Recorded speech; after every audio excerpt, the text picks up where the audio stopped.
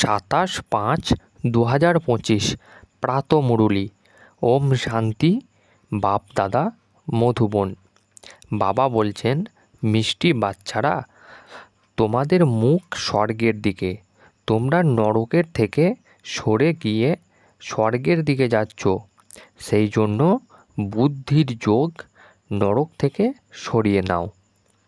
তো আজকের প্রশ্ন, সবথেকে উচ্চ এবং সূক্ষ্ম গন্তব্যস্থ কোনটি? তাকে পার কে করতে পারে? তো উত্তর হলো, বাচ্চারা, তোমরা এখন স্বর্গের অভিমুখে রয়েছ। মায়া তোমাদের মুখ নরকের দিকে ঘুরিয়ে দেয়,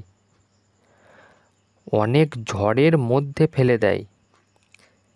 সেই ঝড়কে অতিক্রম করা, এটাই হলো সূক্ষ্ম গন্তব্যস্থল।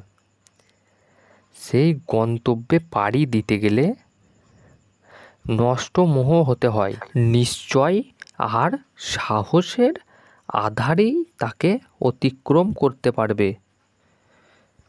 বিকারীদের মাঝে থেকেও নির্বিকারী হংস হতে হবে, এটাই হলো পরিশ্রম।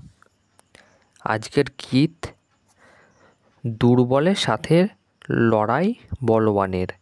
এই কাহিনী হলো প্রদীপ আর তুফানের। ওম শান্তি।